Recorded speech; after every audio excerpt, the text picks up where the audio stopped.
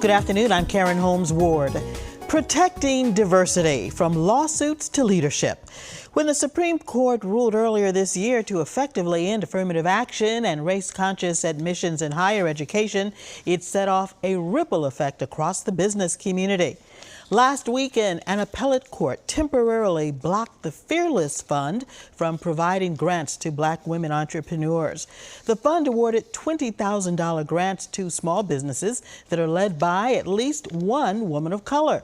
The American Alliance for Equal Rights, led by conservative activist Edward Blum, who was behind the efforts to overturn affirmative action, sued the Fearless Fund this summer, claiming the grant program violates the Reconstruction-era Civil Rights Act of 1866, which prohibits racial discrimination in contracts.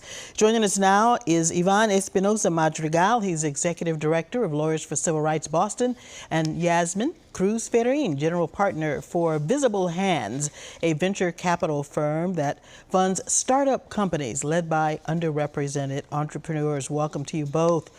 So according to 2021 statistics, only 2% of venture funding in the U.S. goes to Latino startups, and even less than that goes to Black entrepreneurs.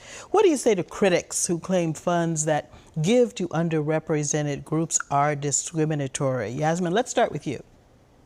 Yeah, absolutely. And thank you for having me today. I also want to add that there's a fair amount of data out there that focuses on the founder level, what you've just shared, but then that data doesn't even include intersectionality when you focus specifically on women. So when you look at the founder data for Black women, you're looking at even less. We're talking about a lawsuit about 35 cents out of $100. So the degree to which the funding and access to resources and frankly being deployed is so disproportionate. There absolutely needs to be programs that have a focus, intention, and target, leveling the playing field somewhat. Now, Yvonne, some are calling this Fearless Fund lawsuit a test case. What's at stake here? There's a lot at stake here that we are seeing as the collateral damage of the Supreme Court's decision on affirmative action.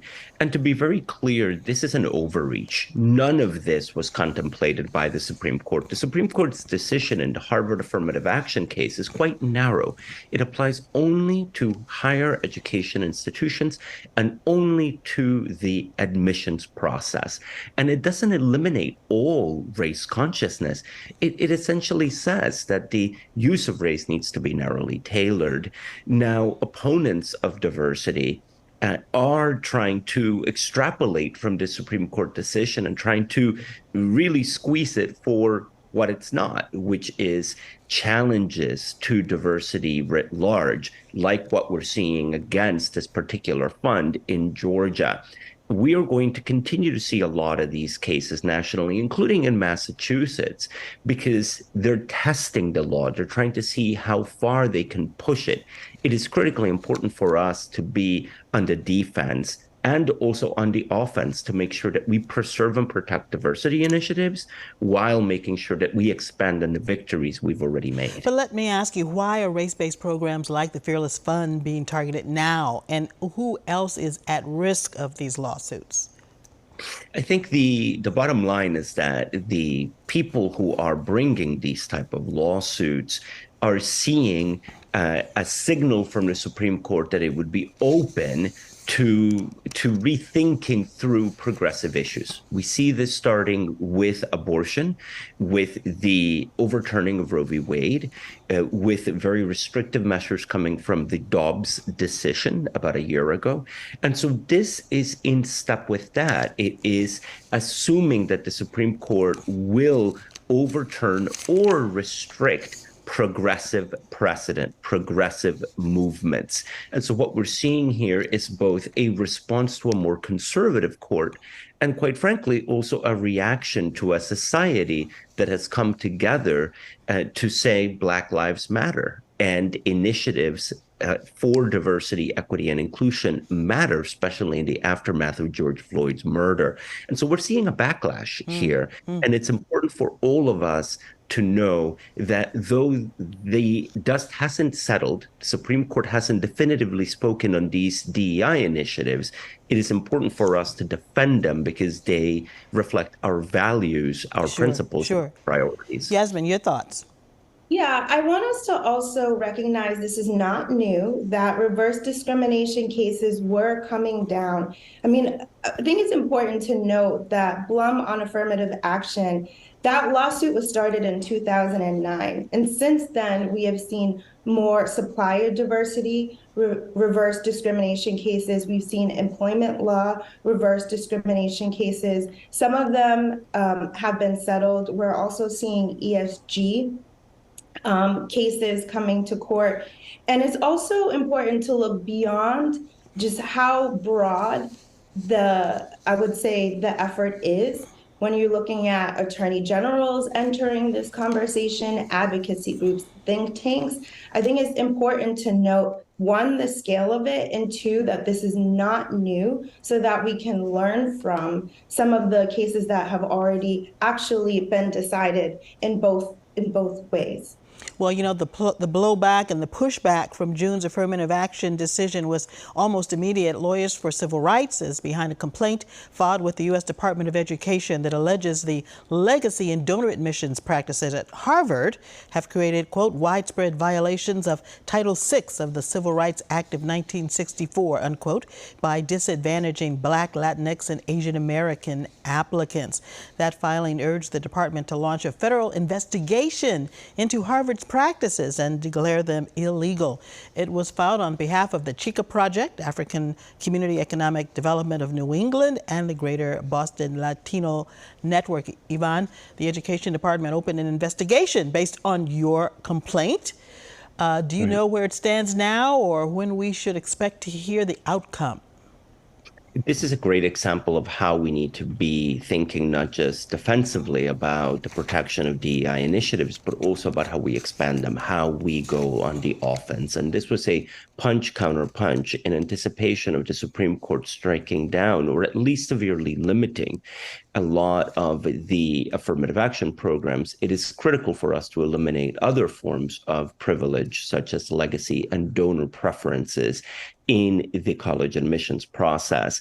As we filed this complaint, the federal government has taken it extremely seriously, launched the investigation. That remains ongoing.